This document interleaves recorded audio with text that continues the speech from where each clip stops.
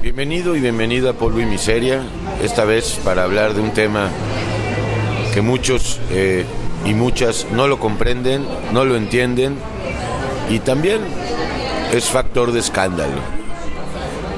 ¿Dios mora en templos de piedra o mora en templos vivos? Aquí está Luis para que hablemos de esta importante cuestión, porque hasta el día de hoy millones de seres humanos creen que Dios está en ciertos templos, ciertas iglesias, ciertas pagodas, ciertas mezquitas, ciertos lugares santos, y se pierde de vista la revelación de que para nada esto es cierto. Aunque en otro tiempo, en el tiempo de la antigua ley, del viejo pacto, pues Dios sí moraba en un templo, en el templo que fue construido por él y para él, por manos de Salomón, aunque también antes en el tabernáculo que anduvo en el desierto. Luis, esto me parece muy importante porque mientras las personas sigan creyendo que Dios mora en templos de piedra y de mármol, pues aquí estoy, gracias a Dios, gracias por la oportunidad de un café y un chocolate más, y vamos a ver este asunto del templo. Gracias a Dios, porque pues realmente... ¿Qué tan grave es pensar que Dios mora en templos, o no es grave? Pues malo, muy muy malo, porque el hecho de decir que vamos a la iglesia a ver a Dios, pues entonces ya empezó una vida de falta de comunión con Él, ¿no? Dios está en donde se le invoca su nombre.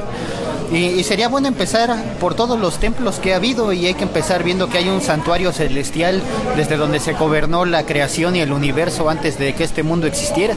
Un santuario en el tercer cielo, en donde el profeta Isaías vio este trono, Moisés vio una visión de un tabernáculo semejante. Hay un templo glorioso en Apocalipsis, también se describe. Entonces hay un lugar celestial donde Dios es adorado, y donde el propósito de ser templo es que sea un conducto, un medio que se rinda a toda la pleitesía a Dios como un sacrificio, como un altar vivo, como decía Romanos 12, sacrificio vivo y santo, pero no es de animales, sino que aclara ahí que es vuestro culto racional, una reunión de adoración sincera y genuina impulsada por el Espíritu Santo. En el que la ofrenda somos nosotros mismos. Así es, en obediencia, en santidad y en devoción. Ok, entonces muchos y muchas parten de la premisa de que vamos a la iglesia o vamos al templo vamos a la casa de Dios. Y la casa de Dios resulta que es la iglesia, que no es de piedra, sino de seres humanos. Y es ahí donde se manifiesta Dios, es ahí donde se revela Dios, es ahí donde Dios quiere morar. El mismo versículo en Apocalipsis lo dice: yo estoy tocando, si alguno me abre, será mi templo, será un santuario para mí, seré un santuario para él. Sí. También Pablo, cuando llegó a Atenas, sí, dice que el Señor dice que cenarán juntos, y será en ese lugar celestial, en esas bodas, el privilegio de temer a Él y arrepentirse. Pablo también les decía exactamente a los atenienses en Hechos 17 que Dios es proveedor de la vida, que no necesita ser servido de manos como si necesitara de algo, porque Él es quien nos da vida, aliento y todas las cosas, y de un solo linaje ha hecho a toda la raza humana. Otra cosa importante acerca del concepto de templo, para darlo como un lugar físico, es porque el concepto de tabernáculo como lugar a donde descendía la presencia de Dios fue muy en su tiempo muy importante, pero para nuestro tiempo no existe el tabernáculo, no es ya la figura como tal que hay que cumplir, y entonces es una figura que hay que descartar como ya el lugar de la presencia de Dios. Este tabernáculo estaba hecho por mandato de Moisés, y se llegó a erigir allá en la ciudad de Silo posteriormente, pero aún de ahí los profetas anuncian que por parte del pecado que se practicaba, Dios decidió destruir el tabernáculo de ese lugar. Entonces, así es, llegó a ser cueva de ladrones, Silo.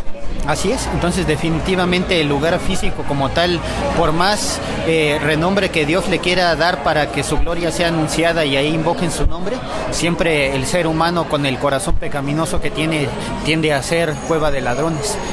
Así es. ¿Y por qué los judíos se enfurecieron tanto cuando Yeshua les dijo, destruid este templo y yo lo construiré en 3 días. ¿O qué quiso decir con eso? Porque ahí está la clave para entender. Y también en Juan 4 a la samaritana le dijo: viene la hora en que los verdaderos adoradores no adorarán ni en Jerusalén, ni en este monte, ni en este pozo, ni en esta montaña, sino en espíritu y en verdad. Así es, esto es porque el templo de Dios, el segundo templo ahí que había sido reconstruido con Nehemías y en tiempos de Jesús renovado por Herodes, en este templo se había perdido la perspectiva de la adoración a Dios y era un mercado. Era una cueva de ladrones, lleno de cambistas, de prostitutas, la verdad. Cuando entró Yeshua vio que era más importante para los mercaderes las palomas y el negocio que iban a hacer con las ovejas y los becerros, que el tener que ver que si no existiera esa vendimia es porque el pueblo no andaría tanto en pecado, ¿no? Incluso por eso fue descartado y aborrecido tanto sacrificio, tanto en primero de Samuel 15:22, Isaías 1. Entonces viene Yeshua y dice que hace un azote de cuerdas, es decir, hace como unos latigazos con unas cuerdas que hay ahí, demostrando su inconformidad por el celo de Dios, de que su casa, templo de adoración, como le dice a la samaritana, adoración en espíritu y en verdad, de las almas que de verdad deberían de ir a buscar, invocar a Dios ahí, no tanto al lugar, pues el lugar de devoción se ha corrompido y es la denuncia de Yeshua. La cuestión fundamental es que Dios no mora en templos de piedra. Si así fue, esto dejó de ser en el momento que Yeshua pues envió el Espíritu Santo, envió su Espíritu Santo en Pentecostés, y se confirmó esta cuestión cuando Tito y Vespasiano destruyeron el templo. A ver, ¿por qué lo destruyeron? Porque además Yeshua había profetizado que vendría la destrucción del templo. Sí, esto es dos cosas que con lo que Dios de una vez más confirma el templo como lugar físico. La primera es que desde tiempos de Salomón, cuando se inaugura ese templo por primera vez glorioso en tiempos del rey más rico de esa época, aún así Dios, por medio de los profetas, y le dice al mismo Salomón, da la sentencia. Dice: pero si el pueblo se aleja de mis mandamientos, haré que esta gloriosa casa sea convertida en ruina, y cualquiera que pase dirá: ¿qué mal hizo Dios a esta casa? Y así fue en el año 587, en el sitio a Jerusalén por parte del rey babilonio Nabucodonosor. Efectivamente, entonces queda descartada la idea del templo glorioso como lugar físico. Sin embargo, la interrupción, hay el prurito, hay el deseo, hay el conato por parte del pueblo judío de construir el tercer templo. Sí, antes de tocar ese punto, concluyendo con el segundo anterior, como decías, lo que sucede en el año 70, cuando el emperador Vespasiano manda al general Tito y conquistan la ciudad y le prenden fuego al templo. Yeshua había anunciado aproximadamente 37 años antes que no quedaría piedra sobre piedra, y literalmente esto se cumple cuando el ejército romano llega, ve las incrustaciones de oro que cubren los pilares de piedra y empieza a derribar el oro fundido por medio del incendio, extrae el oro y para quitar lo más que se pudiera entre las piedras del oro derretido, no queda piedra sobre piedra. Entonces, una vez más, el templo físico como tal es invalidado, porque además Yeshua mismo lo dice, con un solo sacrificio haría perfectos a todos los santificados. Entonces el motivo de un templo con sacrificios de animales queda totalmente destruido y anulado. ¿Qué hay del templo de Ezequiel, el que sale o el que se describe del 40 hasta el fin? Sí, hay mucha confusión en eso. Sí, antes de llegar a ese templo, antes de ese templo está el otro templo que mencionabas, el de la construcción que se planea de los judíos. Hay mucha información acerca de que ya hay identificación acerca de familias Kohanim, de sacerdotes. Ellos aseguran tener a pesar de que no hay registros. Sí, bueno. Pero ellos aseguran tener el celo, el linaje, los mandamientos, las invocaciones secretas, todo tal como solo circulaba en la descendencia de Aarón. También se habla de vestiduras construidas y de ciertos planos, aunque todas estas cosas, hay gente en Israel que le gusta la investigación y a veces pues descartan estas opciones, la hablan como información muy difundida, pero que hay poca evidencia en base al lugar geográfico en donde está construido y una polémica para poder hacer el espacio. Entonces, definitivamente la profecía se tiene que cumplir, tiene que venir el hombre de pecado a financiar, a construir, a permitir la construcción de un templo donde piensen que van a volver a adorar a Dios. La abominación desoladora. Efectivamente, la abominación desoladora, que es una imagen que va a adquirir vida, va a mandar matar a los que no se le adoren y va a ser puesta en este templo hasta que sea cumplido el tiempo y el desolador se derrame ira y sea destruido. Pero esto sucede nuevamente en este futuro templo que en la actualidad todavía terrenalmente se está planeando construir, pero el templo que acaba de mencionar en Ezequiel 40 en adelante es el templo milenial. Un templo en donde la gloria de Dios va más allá de las dimensiones, territorio y perspectiva que el humano pueda construir. Tiene una perspectiva totalmente gloriosa, prácticamente una imitación perfecta. Se habla de levitas y debemos entender que no quiere decir que en el templo milenial, en este que hablamos de Ezequiel, va a volver a ser instaurado el sacerdocio levítico. Esto es, para mí, aberrante. Sí, el sacerdocio levítico lo pretenden reanudar en la reconstrucción de este tercer templo terrenal. Sí, pero esto es industria humana. Sí. Sin embargo, en este templo de milenial de Ezequiel, los levitas, hay que recordar que la función no nada más era sacrificio, sino también enseñar la escritura al pueblo. Entonces, así es, pero es más bien más dable pensar que esos levitas son los que ahora son reyes y sacerdotes, o sea, la iglesia, porque no cabe en mi manera de, bueno, no es mi manera de pensar, pero yo no tengo en lo más mínimo, vaya, me parece absurdo pensar que en el milenio va a haber otra vez levitas, va a haber un templo donde se van a practicar sacrificios. Eso es absurdo. Sí, porque incluso si en la época de la gracia ha dejado de ser sombra y figura ese tiempo, pues ya con el Mesías reinando en la tierra es totalmente un cumplimiento de los levitas. Más bien son ahí una figura profética de Ezequiel para ilustrar a la esposa, a la iglesia reinando en ese templo y también adorando y alabando al único Dios, que es una de las funciones también de ellos, cantores. No tengo muy claro esto, pero yo creo que los judíos sí están basando el templo que quieren construir en Ezequiel. Bueno, de hacerlo así van a haber dimensiones que no les van a checar por cuestiones de territorio y de que no va a caber. Y de que todos los judíos de la diáspora tienen que ser reunidos en un solo lugar en su nación como tal de regreso. Entonces, pues no hay las dimensiones para querer construir el templo milenial. Entonces, el de Daniel sí, pero el de Ezequiel no. Y el de Daniel es el del anticristo y el de Ezequiel. El de Daniel 9. El de Daniel 9 y el de Ezequiel es el verdadero templo mesiánico. Pero no va a ser dirigido por levitas. No, o sea, no va a haber sacerdocio levítico en ese templo, a pesar de que en los textos de Ezequiel sí hay muchas menciones a los levitas, a las puertas, la oriental, pero es otro tema.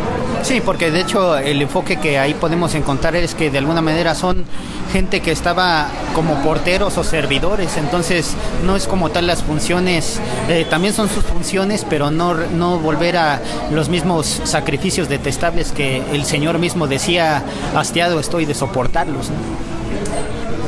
Bueno, entonces, Luis, para terminar, bajando esto un poco a nivel individual, para que los que escuchan, las que escuchan, sepan que Dios quiere morar en templos vivos, o sea, quiere que cada uno sea un santuario en donde se manifieste y resplandezca la luz y la predicación de Dios.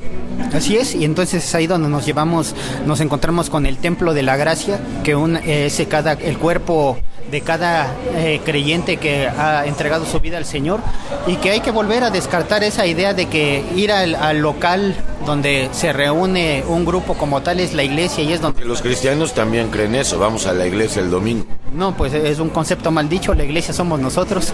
No podemos ir a una iglesia, somos la iglesia. Sí, ir al local como tal es tampoco decir vamos a la casa de Dios, puesto que hay locales en donde ni la presencia de Dios se percibe, ¿no?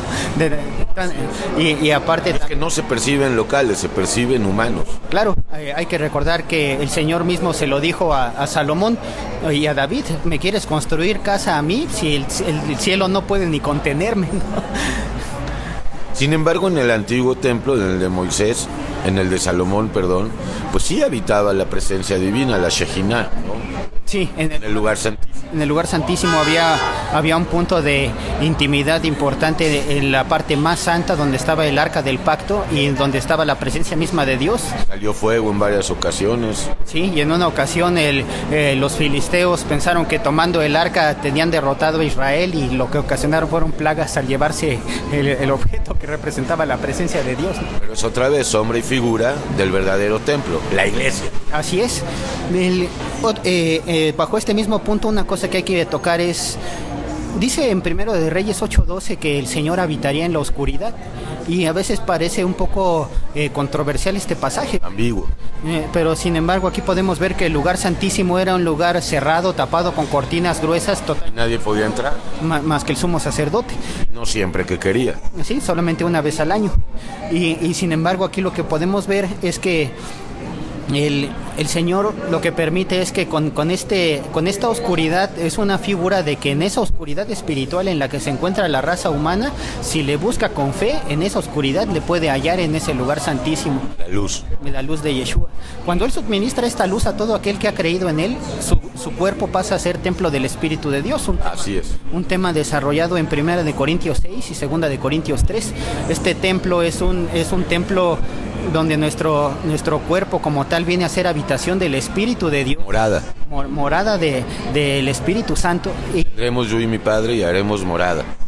Con él, así es. Efesios 1:13 también confirma a la tercera persona de Dios, así como en Juan 15.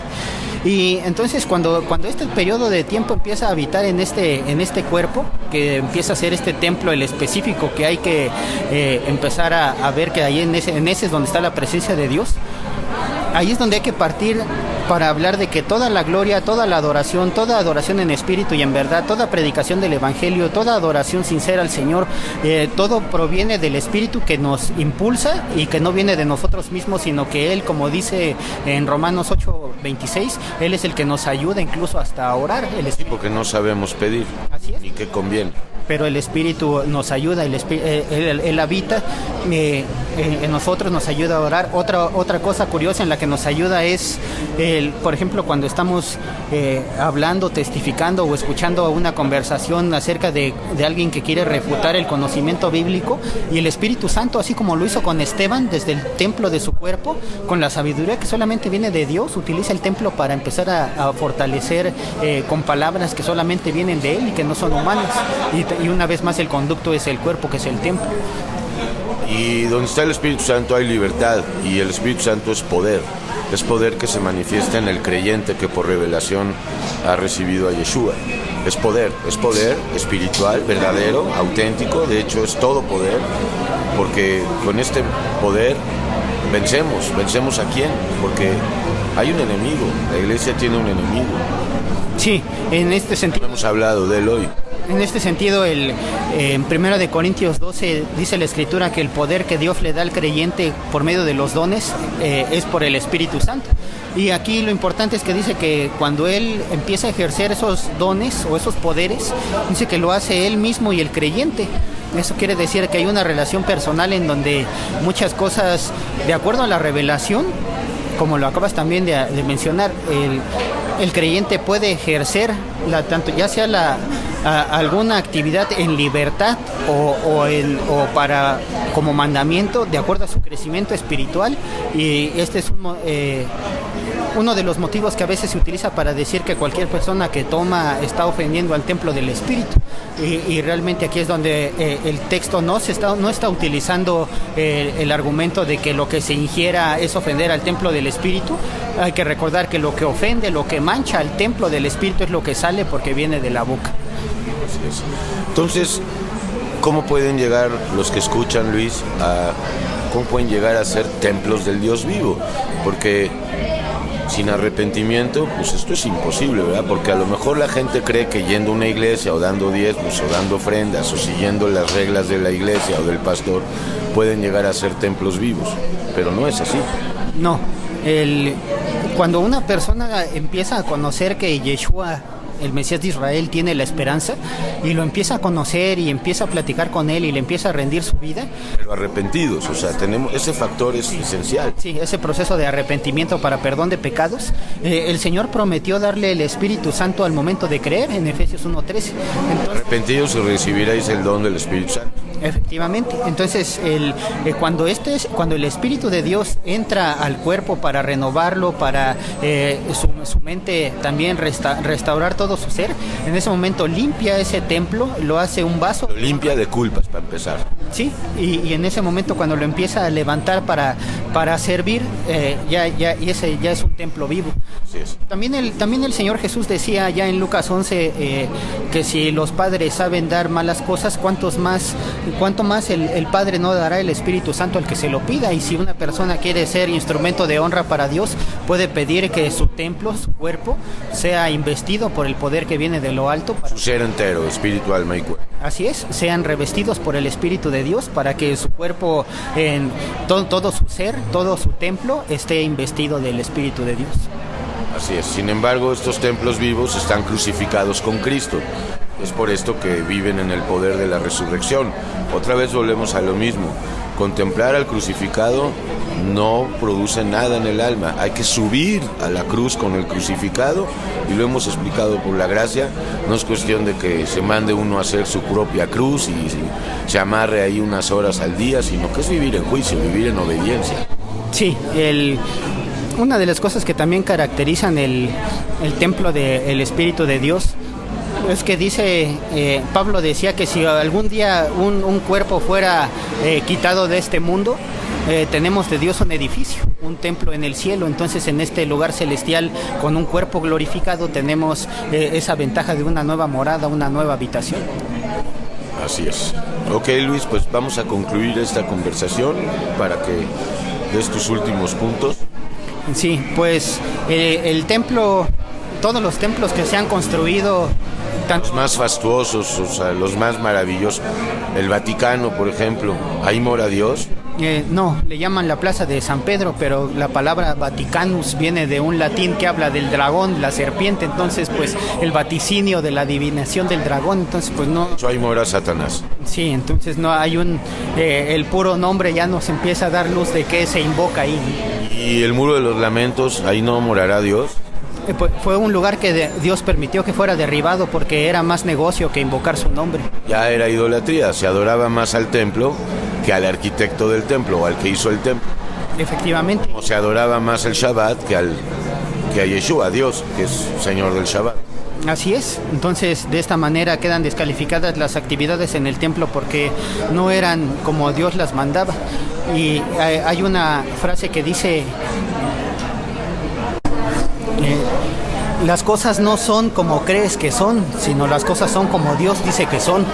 Entonces, si estás adorando en el templo, pues que sea una adoración en espíritu y en verdad.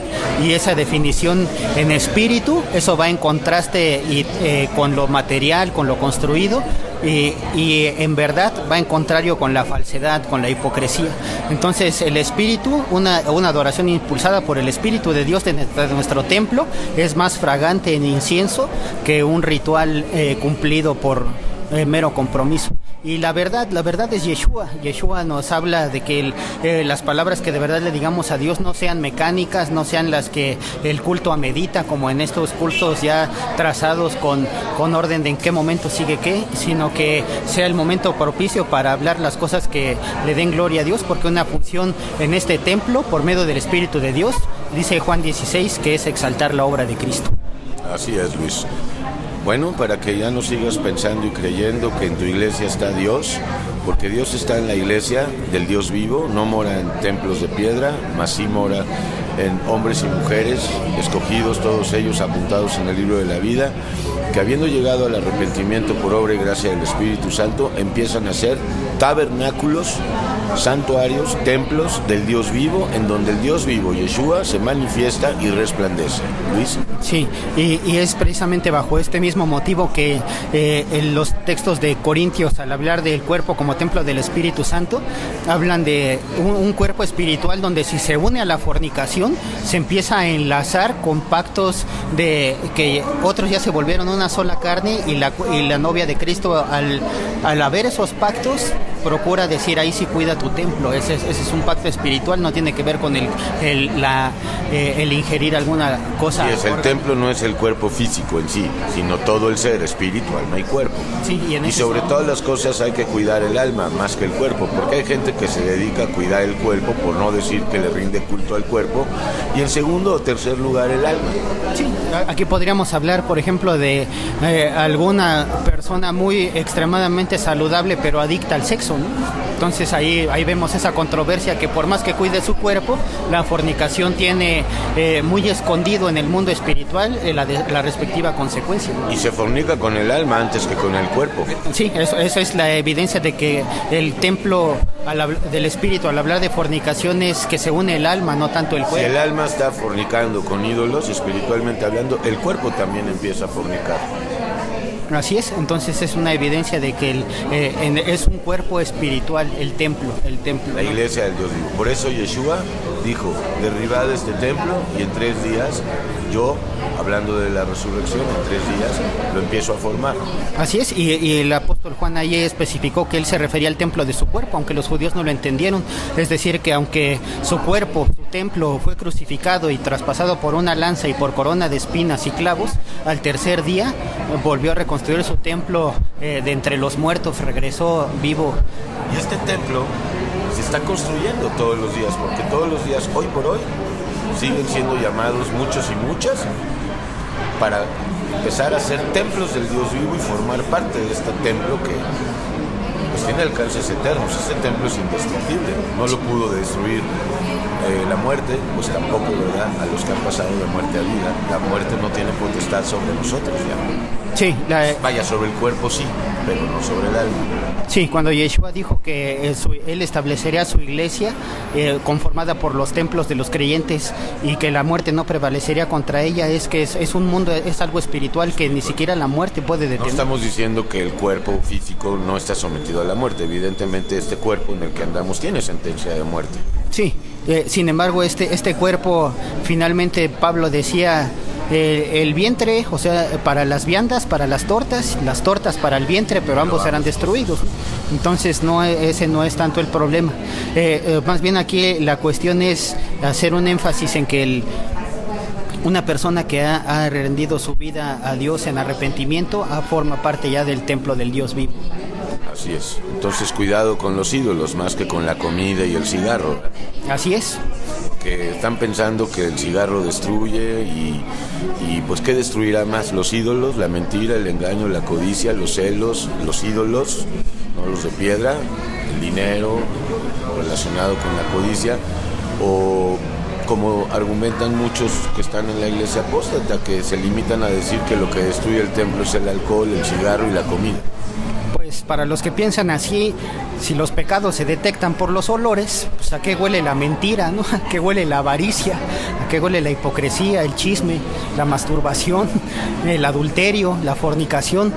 Entonces, las a Yeshua no se miden por el olor, claro. Sí, aunque en el mundo espiritual ha de apestar más que en el mundo físico.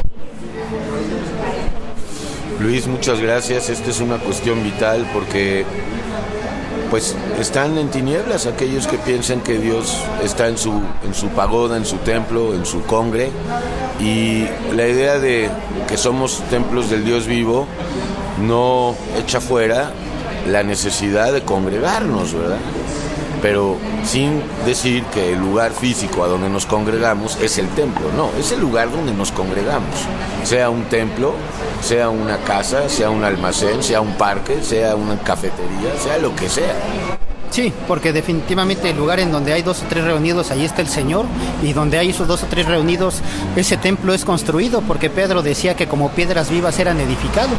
Y también Pablo decía a los corintios que él como perito arquitecto iba poniendo muchas de las construcciones para que la iglesia fuera edificada. Entonces, una vez más, es el alma, el crecimiento espiritual de la persona para que el templo vaya creciendo en perfección y en madurez, y no tanto el decir, falta el colado para pintar la pared.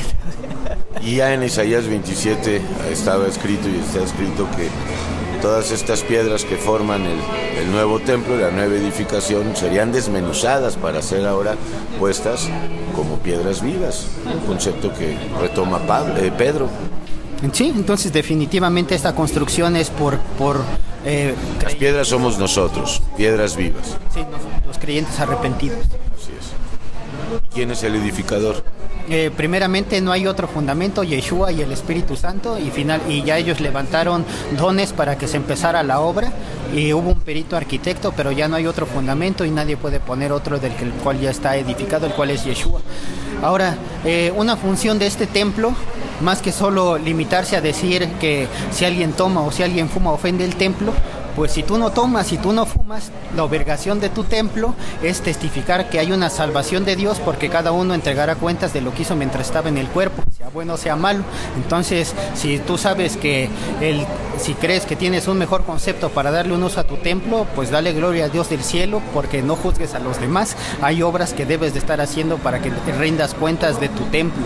Y no son obras nuestras, son las obras que Dios preparó de antemano. Para que anduviéramos en ellas, dice Efesios 2:10. Muchas gracias, Luis, y Dios te siga bendiciendo, hermano. Igualmente a ti, Elías, mucho, en abundancia. Dios te bendiga, polvoymiseria.com. Que el Señor te revele quién es Él, qué quiere hacer contigo, y puedas encontrar poder, vida eterna, vida nueva hoy, y también muchos hermanos y hermanas, para que ya no te sientas solo y sola, aunque el que quita y echa fuera la soledad no son los hermanos y las hermanas, sino principalmente Yeshua, y desde luego agradecemos tener muchos hermanos y hermanas, muchos en proceso. Tú que escuchas, estás en proceso, no te desesperes, sigue adelante, puedes consultar Polvo y Miseria, y mejor harías en ir directamente a la Biblia, y con oración el Señor Yeshua se te va a revelar. Gracias otra vez. Gracias a Yeshua y gracias a ti por tu vida, varón.